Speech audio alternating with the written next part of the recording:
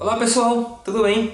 No vídeo de hoje eu vou falar sobre como eu aprendi espanhol, como é que foi o meu processo de aprendizagem quando eu cheguei aqui na Espanha, quais eram as minhas dificuldades, quais eram os métodos que eu usava para aprender mais rápido, e eu quero compartilhar isso com vocês.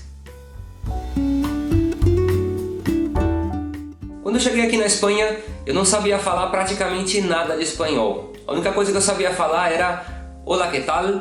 E mucho gusto. Isso era a única coisa que eu sabia falar. Então, eu cheguei aqui na Espanha sem saber nenhuma palavra de espanhol. A sorte que eu tive é que eu conhecia brasileiros aqui, então não era tão difícil para eu me relacionar. O português e o espanhol são duas línguas muito parecidas, muito parecidas. Qual é o problema? Que se você não tomar cuidado, o que acontece é que você termina não falando nem espanhol, nem português. Vira uma coisa que se chama portunhol, que eu já falei várias vezes aqui no meu canal. Portanto, como o espanhol ele é parecido ao português, é muito mais fácil para você entender as pessoas. A dificuldade está na hora de você falar, ok? Eu demorei mais ou menos uns 3 meses para entender tudo o que as pessoas falavam. Tudo ou um 99% do que as pessoas falavam. E eu demorei mais ou menos uns 6, 7 meses para falar perfeitamente o espanhol. Perfeitamente no sentido de não falar portunhol e falar o idioma de uma forma correta e adequada. Na minha época, esse negócio do YouTube, de aulas de português no YouTube ou de espanhol, aquilo não existia. Então o que acontecia? Que eu tinha sempre comigo um dicionário. Eu levava comigo um dicionário que eu já mostrei em outra aula, porque eu via palavras na rua, então eu procurava no dicionário o que era. Eu lia muito, porque é muito importante você conhecer as palavras. Na hora que você conhecer as palavras, se você já tiver lido as palavras, se você escutar as palavras, por exemplo, na televisão, no rádio ou com uma pessoa falando, é muito mais fácil de você identificar a palavra. Então, ler é muito importante. Eu lembro que eu lia livros que eu já tinha lido, por exemplo, um dos primeiros livros que eu li em espanhol foi o livro do Harry Potter. Eu também via muita televisão. Eu lembro que tinha uma série aqui na Espanha que se chama Aquí no hay quien viva. É uma série que todo mundo via naquela época, em 2006. Estava no auge. E eu lembro de estar vendo a série com pessoas do meu lado, as pessoas morrendo de rir e eu falando, poxa, eu quero entender, eu não entendia o que eles falavam, e todo mundo dando risada e eu... Mas enfim, é questão de tempo para você entender o que as pessoas falam na televisão, em todos os meios de comunicação.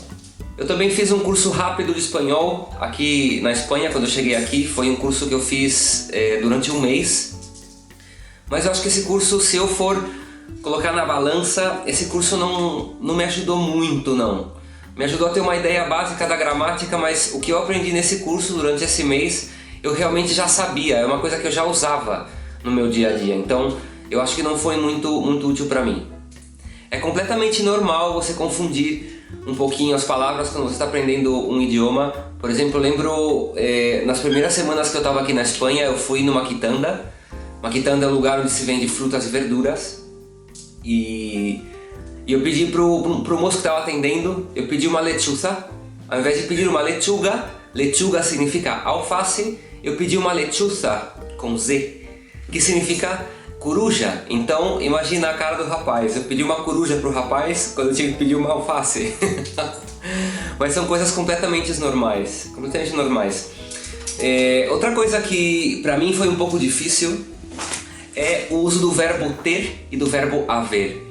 Por exemplo, em português, o verbo ter e o verbo haver significa a mesma coisa. Se eu falar, tem uma janela aqui de trás de mim, é a mesma coisa que eu falar, há uma janela de trás de mim. No espanhol não. No espanhol, o verbo ter é basicamente pertencer, pertenecer. E o verbo haver é o que nós usamos muitas vezes nesse caso. Então, eu não posso falar tiene una ventana detrás de mim, não é hay una ventana detrás de mim, é com o verbo haver. Eu também lembro da primeira vez que eu fui ao cinema aqui na Espanha. Acho que eu estava aqui há um mês e meio, uma coisa assim, estava entendendo bastante do que as pessoas falavam. E eu estava em Guadalajara, que não estava em Madrid nessa época. Eu fui para Guadalajara com os amigos. e lembro que eu fui no cinema e de repente eu tava lá com atenção no que eles estavam falando, vendo lá a tela do cinema, e de repente eu escuto a palavra cagadeiro. E claro, eu tava pensando, eu tava processando todas as palavras que eu tava entendendo em espanhol, e de repente eu falo alto, cagadeiro? E claro, sem querer eu falei essa palavra alto porque eu tava pensando e falando, realmente significa o que eu tô entendendo, cagadeiro, o lugar onde nós cagamos. E foi uma situação muito engraçada, os meus amigos todos dando risada, eram espanhóis, e falando, poxa, eles não sabiam o que significava cagadeiro. Também é muito importante você saber que é muito diferente você morar num país que fala a língua que você está aprendendo e morar em outro país que não fala a língua que você está aprendendo. Por exemplo, se você fala espanhol, você está num país que fala espanhol, não é a mesma coisa você aprender português no seu país do que se você viajar e aprender lá no Brasil, por exemplo. Se você estivesse no Brasil, seria tudo muito mais rápido. Por quê? Porque você está rodeado do idioma. O jornal está no idioma, a televisão, os filmes, as revistas, tudo estaria em português. Então é muito mais fácil você aprender assim. Se você não está no Brasil e está aprendendo português, qual é a minha recomendação? Eu recomendo você, se for ler as notícias, tudo em português. Coloque o seu celular em português, os aplicativos, os seus e-mails, tudo em português. Veja filmes, veja séries, leia livros em português, preferentemente livros que você já tenha lido em espanhol. Tente conhecer pessoas nativas do país que fala a língua que você está aprendendo. Por exemplo, eu no começo aqui eu tentava não me relacionar muito com brasileiros. Por quê? Porque se eu só fico com brasileiros, o que acontece? Que eu não aprendo bem a minha língua. Então eu sempre marcava com espanhóis, conhecia gente que falava espanhol, só falava com pessoas que falavam espanhol para tentar me entrosar na cultura, para tentar me enfiar de cabeça aí na língua e na cultura espanhola. Ah, mas aqui no meu país não tem ninguém que fale português. Tenho certeza que na internet você deve ter muitas páginas para encontrar pessoas que querem trocar idiomas. Tenho certeza que você consegue encontrá-las. O YouTube também é uma ferramenta muito útil nesse caso. Na minha época eu não tinha YouTube, eu não tinha um tradutor, por exemplo, que eu posso levar no celular.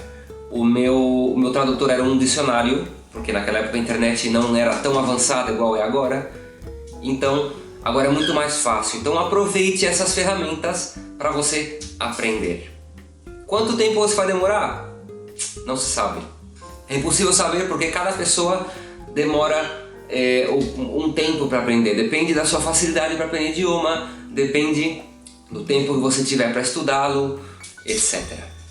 Antes de terminar, eu vou deixar alguns vídeos para vocês aqui falando mais sobre o assunto, dando alguns conselhos que eu tenho certeza que pode ser útil para você aprender português, ok? Se você gostou do vídeo, não se esqueça de se inscrever aqui no canal, de clicar em curtir, e a gente se vê no próximo vídeo. Tchau, tchau!